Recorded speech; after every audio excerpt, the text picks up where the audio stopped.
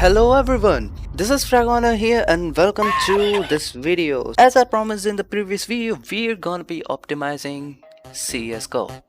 So first of all, let me do my tweaks from the first video. If you haven't watched the first video, you can just see a link. What's up, bitch? Right here. Right here.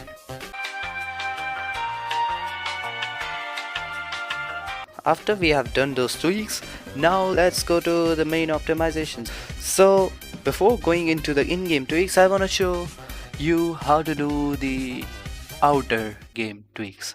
You're gonna go to your game library or Steam library, just go to properties and go to here, launch options in the general tab. I'll put these launch options in the description, so be sure to check them out in the description and you can copy those from there. So basically full screen, you need it. High sets the priority to high. D3 D9EX makes all tapping faster. Nojoy useless option. Novid doesn't show the CSGO logo and makes you just straight up jump into the main menu when you start the game. Customalias, this is my custom script for my custom binds and stuff, jump throw and stuff, quick switch. So if you have any such script, you can just use this.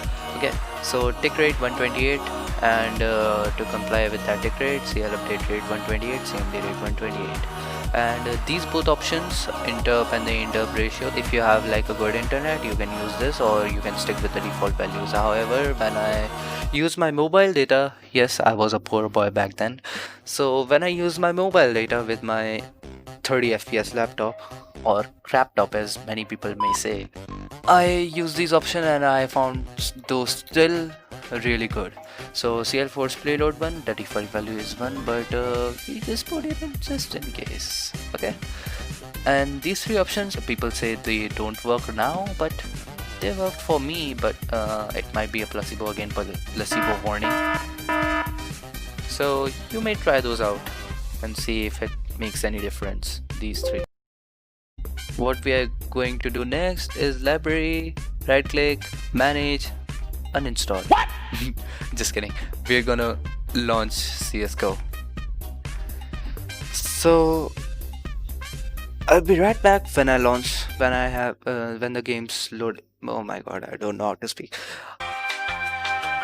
So now as we are in the game, you can see, first of all, we're gonna go to the video settings and start tweaking from there. This you don't need, this you don't need, this your personal likings, this your personal playstyle and likings. Resolution, we'll talk about this thing later. And display mode, always full screen. We did it in the launch options, so you don't need to change that. Laptop power savings, disable it, it locks your FPS to 48. And global shadow quality, very low. If you have like a dedicated GPU and enough RAM, like a minimum 6 gigs, you can disable it, or else if you have like a potato PC or integrated graphics, just enable it. Okay, effect detail low, shader detail low, boost player contrast, if you are really struggling with your FPS, like you are getting 30 or 45 and stuff like that, like lower than what you would like, disable this, or this actually gives you a competitive advantage. So yeah, we'll talk about this option later too. None, disable, bilinear, disable, and leave it to auto. We're gonna apply and we're gonna launch workshop map, which is named as aim wars. If you play CSGO and you don't have this, what are you doing? The link will still be in the description for my living under a rock people out there. Okay, so now as we are in the game, you can see I am hovering around 300 FPS. What the fuck? First of all, what we are gonna do is open the task manager.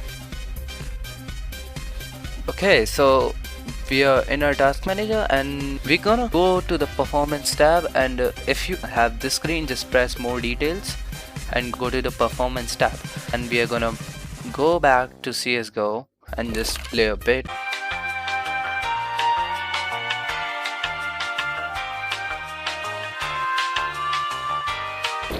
Now let's get back to our task manager. So as you can see, my CPU usage is around 80% and my GPU usage is around like 50% right here.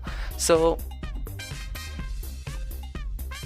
if your CPU usage is higher than your GPU usage, you're CPU bound right there. So if your GPU usage is higher than your CPU usage, you're GPU bound, and you don't want to be GPU bound, you want to be CPU bound, because this is a CPU intensive game, and if you're GPU bound in this game, that really sucks, dude.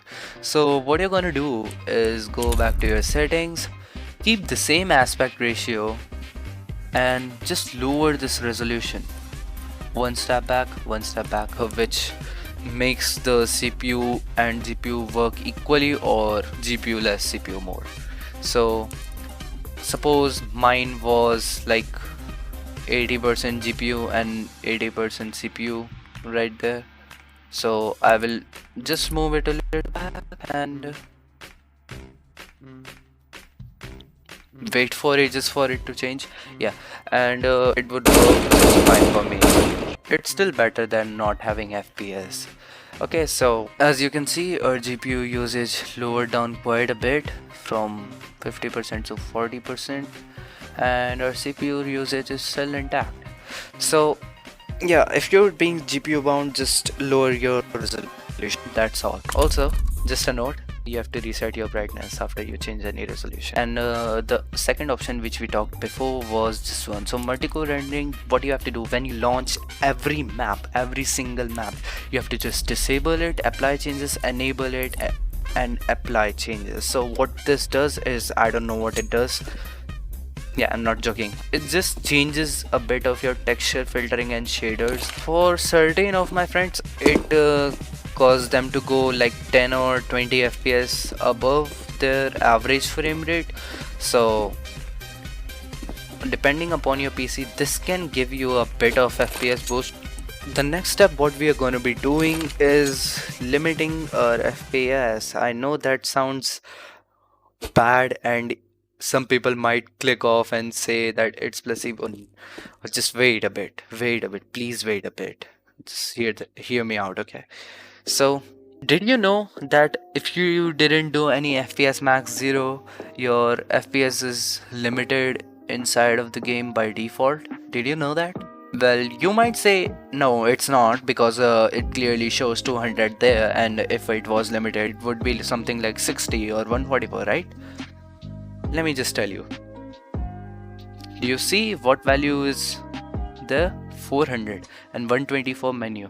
So the FPS max is already limited. You're playing on a limited FPS already.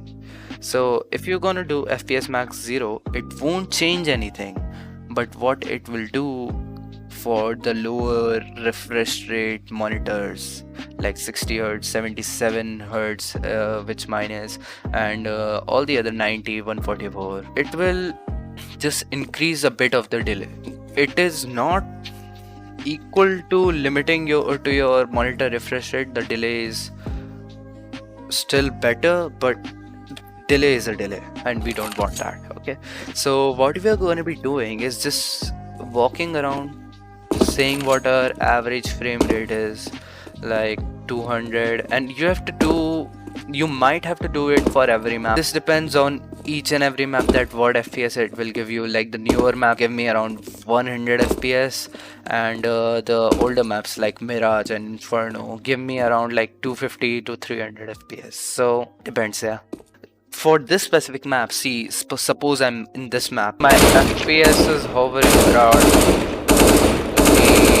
180s and 200 at its peak when I'm not doing anything. Okay, so what I'm gonna do is the 200 was the point, and I'm gonna be adding 25 or 50 to it, depends on what you like. I will just add 50 to, so 250. There you go. It won't be quite as noticeable, but if you do all these options and then test it out, you can feel the difference. Now the difference could be less or more depending on what PCO you have, of course, but there will be an input lag difference, and this sure is not a placebo.